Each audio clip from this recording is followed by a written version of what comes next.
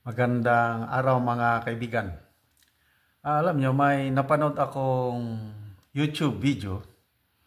Ang title is Top 10 Richest People in the Philippines. Ang thumbnail is apat na tao nakalagay doon. Si Manny Villar, Raffy Tulfo, Ramon Ang, Lucio Tan, and Manny Villar. Manny Pacquiao. Villar, Tulfo, Lucio Tan, and Pacquiao. So, dahil nandun yung apat na litrato sa thumbnail, na-interest ako na panoorin kasi top 10 riches. Sabi ko, kasama si Raffy Tulfo sa top 10 riches. Kaya, pinanood ko. Okay? Although alam ko na ng mga mayayaman talaga yung sina Villar, Lucio Tan. Only to find out nung pinanood ko yung the whole video, ano bang vlog yun? Radyo 1PH Facts, yun ang vlog channel. Binanggit niya yung 10 richest Filipinos sa Pilipinas. Wala man hindi man nakalagay, hindi kasama si Raffy Tulfo and Manny Pacquiao. So, nadismaya ako. Anyway, banggitin ko na lang yung top 10 richest according to that vlog. Pinakamayaman yung magkakapatid na si, yung nagme-may-ari ng SM. Estimated ang kanilang yaman is $19 billion. Ito, Pangalawa, si Manny Villar is $10.5 billion. Pangatlo, si Enrique Razon Jr., $9.3 billion. Ramon Ang, yung magmamayari ng San Miguel Corporation, $3.3 billion. And then Aboitiz family, number 5, $3.15 billion. Number 6, Lance Gokong Hui family, yung nagmamayari ng Cebu Pacific, $3 billion. And then number 7, Isidro Consonhi family, $2.9 billion. Number 8, Jaime Sobel de Ayala family, $2.8 billion. Number 9, Lucio Tan, nagmay-ari ng PAL, $2.6 billion. And number 10 is yung may-ari ng Jollibee, Tong Tan Kak-chong, $1.4 billion. So,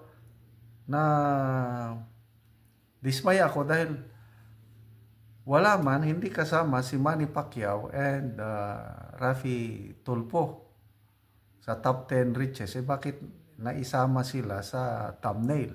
So, ni-research ko na lang si Senator Raffy Tulfo. Sa aking pagre-research, siya pala ang pinaka-highest paid vlogger sa Pilipinas. So, top 10 highest paid vlogger sa Pilipinas, ang number 1, si Senator Raffy Tulfo, yung kanyang Raffy Tulfo in action. Mayroon siyang 27.8 million subscribers as of now. And then yung income niya, mula nung natatag ang na-establish yung Raffy Tulfo in action, mula nung 2016 up to now, iba-ibang estimate.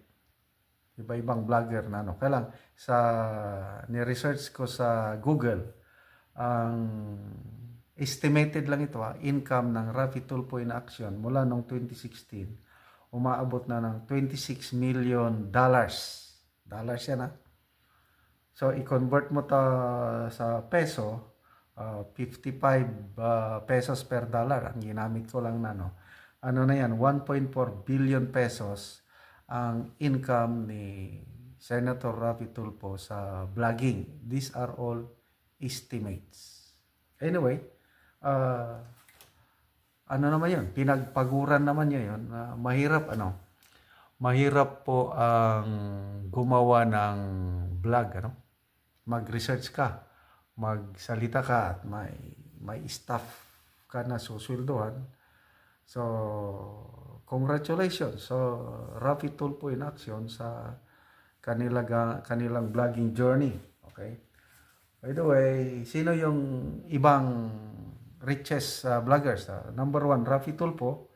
Number 2 is Ivana Alawi, 17.4 million followers with an estimated income of 440 million pesos. Okay.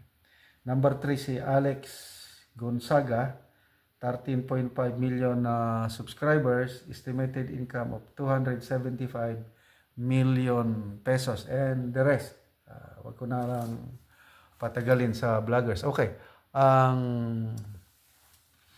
ano ang epekto nito sa political career ni Senator Tulfo? Una, kaya pala madali siyang nanalo as a senator. Although hindi siyang number 1, Robin Padilla number 1 number 2 o number 3 ata siya. Kalimutan ko na. Basta nasa top 3 si Raffy Tulfo noong May 2022. So ngayon sa mga presidential surveys, very consistent yung performance ni Senator Tulfo. Palaging pumapangalawa siya kay VP Sara sa lahat ng presidential surveys, except lang yung isang survey na halos tie sila ni VP Sara or mas mataas siya ng 1%. So, it speaks now, ngayon ko na naintindihan, na talagang may following si Senator Raffy Tulfo. Kasi yung kanyang 27.5 million subscribers, most likely, kahit kalahati lang yan ang boboto sa kanya, di meron na siyang halos 15 million votes. Okay, so malaki ang pag-asa ni Senator Tulfo na magpresidente by 2028 dahil sa kanyang kasikatan sa YouTube. So by 2028 nakikita ko pwede siyang kumandidato na as vice president, as president. Kailan? Dahil nandyan pa si Speaker Martin Romualdez kasi medyo nililigawan siya ni Speaker Romualdez Baka nakikita kong tandem, Romualdez-Tulfo ang magtatandem sa 2028. So kung mag-slide down siya to Vice President, nako, ang hirap talunin.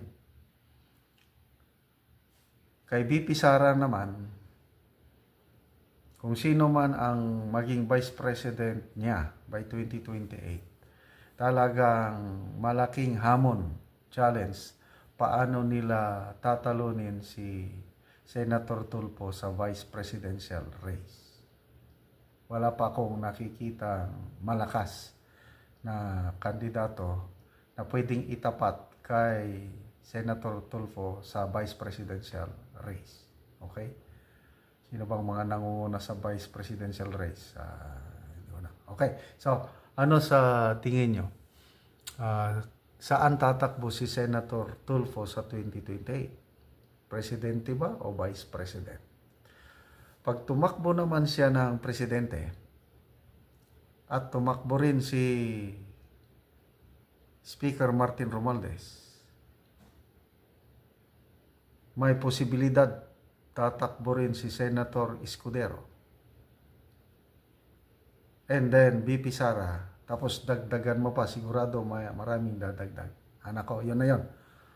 Sa isang political analyst, I think sa Pulse Asia ata ito, nagsabi na kung madami ang kakandidatong presidente by 2028, lamang na lamang o pabor ito kay VP Sara. Kung, sabi, the same analyst or the same survey, kung one-on-one lang, Tulfo versus Sara, malaki ang pag-asa na manalo si Tulfo kung 1-on-1. But then, napaka perfect. So, hindi mangyayari yun na dalawa lang ang kandidatong presidente. Sigurado maraming kandidato. Kagaya nung 2022 election, ilan ba yun? Siyam. Kaya yun po ang mga kaganapan.